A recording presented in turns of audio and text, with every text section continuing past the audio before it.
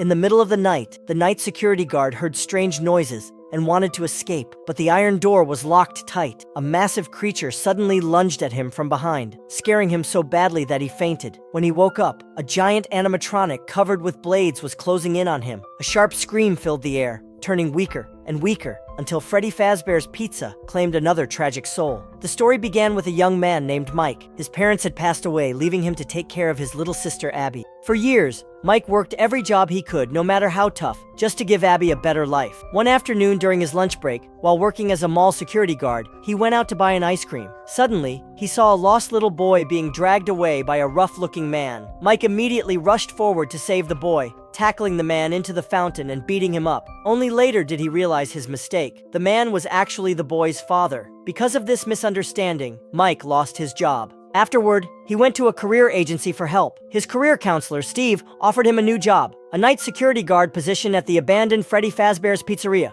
Mike refused right away. It wasn't about the pay, but because he couldn't work at night. Every night, he had to take his sleeping pill and return to the same dream. In the dream, he always went back to the day his younger brother Garrett was kidnapped. It was a sunny day, and the family was camping outdoors. A man suddenly dragged Garrett into a car. Mike chased with all his strength, but he could never catch up. Garrett was never seen again. He was most likely dead. From that day, Mike swore to find the kidnapper, but he never saw the driver's face, so he had no one to take revenge on. That was why he began studying Freud's dream theory, which said dreams were a window to the human subconscious. Mike hoped he could find the driver through his dreams, but there was another reason he didn't want to work nights. Abby suffered from a communication disorder. She often played with imaginary friends that only she could see. Mike didn't feel safe leaving her alone at home. One day, Mike got a call from Abby's special education school. When he arrived, his cruel Aunt Jane showed up with papers, demanding Mike give her custody of Abby. She even threatened to sue him for violence if he refused. Mike knew Aunt Jane didn't care about Abby.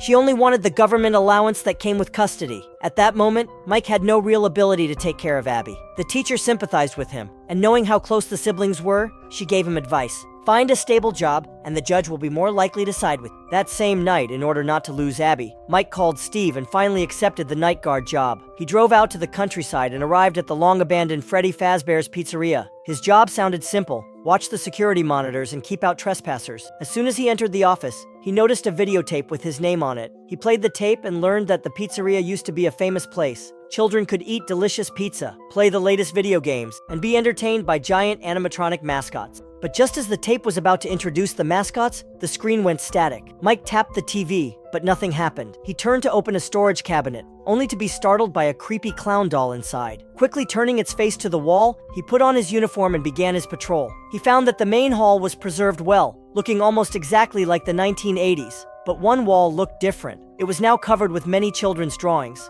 Just then, a strange noise came from the stage not far away. Mike lifted the curtain and saw several animatronics taller than humans. He thought it was just a mechanical glitch and didn't think much of it. When he returned to the security room and slowly dozed off, it was already 3 in the morning. As always, he dreamed of Garrett being taken away, but this time, 5 children appeared behind him. He quickly asked if any of them had seen the man's face. The children only stared coldly at him, saying nothing at all. When Mike tried to step closer, they suddenly scattered and ran away. He chased after them, but running too fast, he tripped over a rock. The moment he hit the ground, he woke up. When he went home after work, the babysitter Max was just waking up on the couch. Feeling embarrassed, Mike quickly thanked Max for watching Abby and promised to pay the overdue fees once he got his paycheck. Max only gave a bitter smile and said nothing. In truth, because Mike had owed her too much money, she had already been bribed by Aunt Jane. Max even told Aunt Jane that Mike had found a new job. Aunt Jane knew this would hurt her custody fight, so she ordered Max's brother Jeff to ruin Mike's job and make him unemployed again. The second night, heavy rain poured outside the pizzeria.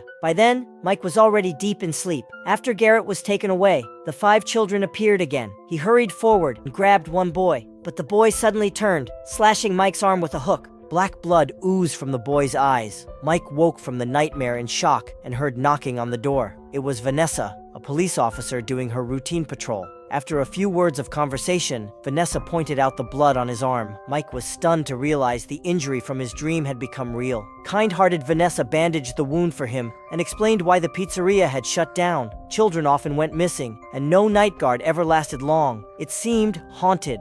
Her meaning was clear. She was hinting that Mike should quit, but Mike didn't answer. He wasn't afraid of ghosts. In fact, he hoped the spirits could help him find the man who kidnapped Garrett. Vanessa then led him to the stage. She pressed a switch, and music began to play. 4 animatronics started singing and dancing. One of them, Foxy, looked exactly like the red-haired boy in his dream, with the same pirate hook hand. While Mike frowned in thought, the Blue Rabbit Bonnie's electric guitar malfunctioned, and the show ended abruptly. Before he realized it, it was already closing time. Before leaving, Vanessa reminded him again, the souls of the missing children are still here. Don't let the ghosts fool you. As soon as the two left, Jeff broke into the pizzeria with 2 thugs. They ransacked the place, smashing everything with iron rods. One thug entered the kitchen and found an animatronic called Mr. Cupcake inside the fridge.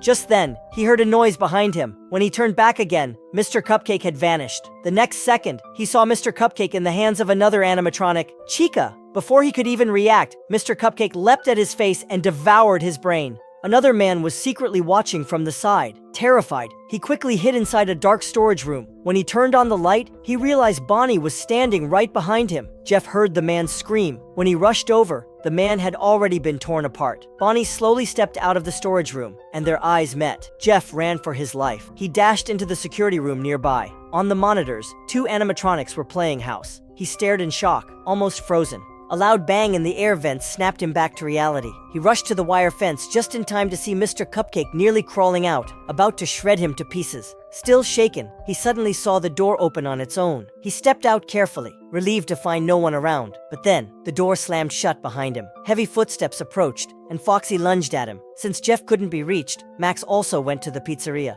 A boy helped her unlock the iron gate and led her all the way to the storage room. There stood a massive animatronic, Freddy. From inside its body came the boy's voice. Max thought he was playing hide-and-seek with her. She climbed onto a chair to move closer to Freddy. Suddenly, a small hand yanked her hair. Her head was ripped off instantly. Meanwhile, Abby found the custody paper. She misunderstood, thinking Mike wanted to abandon her and hand her over to Aunt Jane. Mike hurried to explain, promising again and again until Abby finally stopped crying. Soon after, Vanessa showed up. She said the pizzeria had been robbed, but the lock showed no signs of being forced. She also found a bottle of sleeping pills in the security room and accused Mike of taking too much medication, claiming that was why he left the door unlocked. Mike brought her to the riverside to talk. He shared his tragic past, begging her for mercy. He had already lost his parents and his brother. If charged again, he would also lose his only family, Abby. Out of sympathy, Vanessa threw the pills away and promised to cover for him, but she warned him never to sleep in the pizzeria again. On the 3rd night, since Mike couldn't reach Max, he had no choice but to bring Abby with him to work. He set up a small tent for her, so she could fall asleep. Only then did he start cleaning the pizzeria. By 4 in the morning, exhausted and drowsy, Mike drifted off to sleep. He didn't notice that the security room door opened by itself. A boy called out to Abby, leading her to the stage. Behind the curtain was total darkness, except for 2 glowing golden eyes. Meanwhile, Mike entered his dream again. He saw a blonde boy drawing on the ground. The boy looked up slowly and told him he could grant his wish, but only at a cost. Mike agreed without hesitation. In the blink of an eye, the boy disappeared. Mike glanced down and saw the boy had drawn a rabbit. Suddenly he heard Abby scream and woke up at once. He rushed into the main hall and saw Abby surrounded by 4 animatronics. Grabbing a chair, he was ready to fight, but Abby stopped him. It turned out they weren't hurting her at all. They were just tickling her. Mike looked closer. The animatronics' movements and expressions were almost human-like. Chilled to the bone, he decided to take Abby away immediately. But Abby loved the animatronics. When leaving, she looked back with reluctance and even gave them a heart-shaped drawing. After going home, Mike carefully looked through Abby's drawings. To his shock, he saw the same 5 children from his dreams. He finally realized Abby never had a communication disorder. Her invisible friends weren't imaginary, they were real ghosts. Even stranger, he had never told Abby about Garrett's disappearance, yet she drew the exact scene of Garrett being kidnapped. Abby told Mike that the animatronics were controlled by the spirits in her drawings. They were also the ones who told her about Garrett's kidnapping, but they never revealed who the kidnapper was. They only mentioned a yellow rabbit. On the 4th night, Mike brought Abby back to the pizzeria. Vanessa had arrived earlier. When she saw the animatronics moving freely, she wasn't surprised at all. It seemed she had always known their secret. Abby happily pulled both of them along, building a castle with the animatronics using tables and chairs. But happy times never lasted long. When Abby touched Bonnie's electric guitar, she was shocked and thrown to the ground, knocked unconscious. Luckily, she wasn't badly hurt. She woke up soon after. Vanessa warned Mike that staying in the pizzeria was dangerous. If he wanted to risk his own life, fine, but he must never drag Abby into it. The next day, Mike invited Aunt Jane to his house.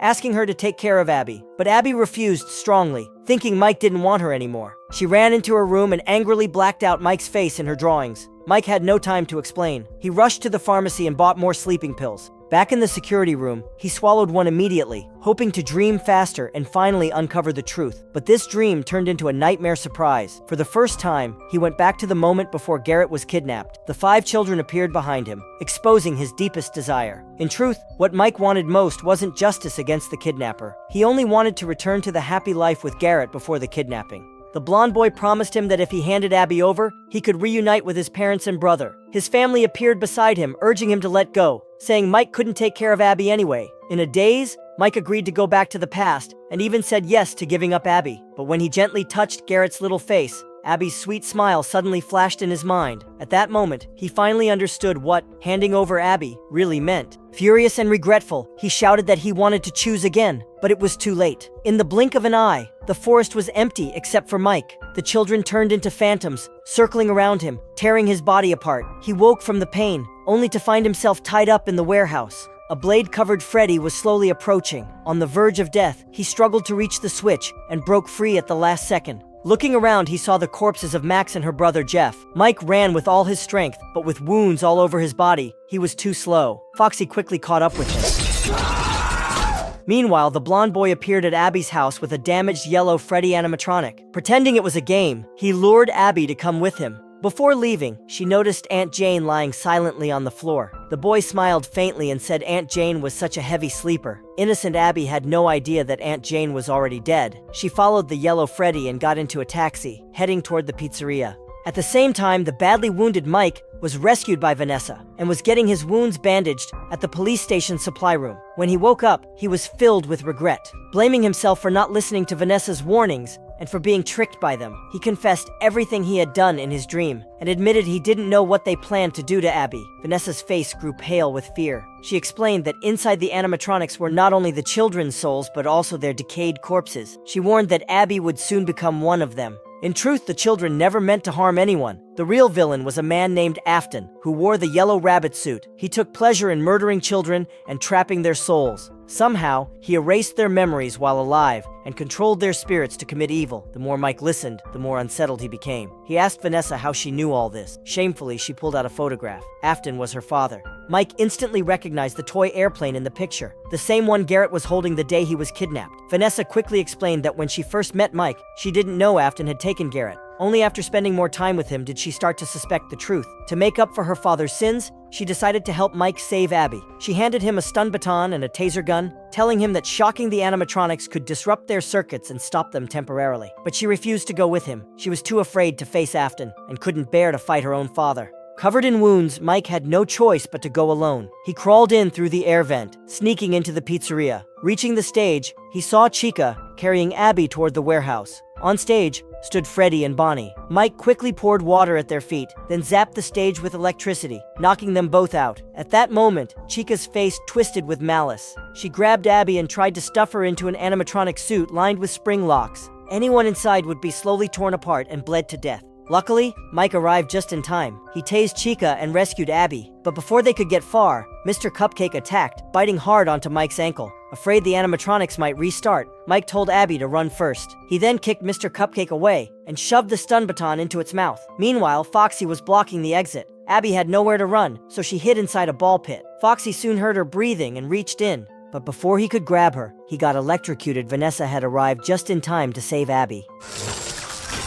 When Mike stumbled into the main hall, Abby was nowhere in sight. The true culprit, the yellow rabbit Afton, finally appeared, closing in on Mike. Mike fired his taser, but it had no effect. Afton wasn't an animatronic. Laughing cruelly, he admitted he was the one who killed Garrett. Then with one blow, he knocked Mike unconscious. At that moment, Vanessa appeared with her gun. She begged her father to stop. Afton tore off his mask. It turned out he was actually Steve, the one who had disguised himself as Mike's career counselor. Afton glared at Vanessa, furious at her betrayal, calling her an ungrateful child for siding with an outsider against her own father. He swore he would kill both Mike and Abby. Vanessa gritted her teeth and fired a shot, but it was useless. The rabbit suit was tougher than body armor. The bullet only made a small dent. Afton lunged forward, seizing Vanessa by the throat. But in his rage, he failed to notice Abby quietly waking Mike. When Mike opened his eyes, he saw the children's drawings on the wall. One stood out clearly, a picture of the yellow rabbit holding hands with the children. He remembered Vanessa saying the yellow rabbit used tricks to erase the children's memories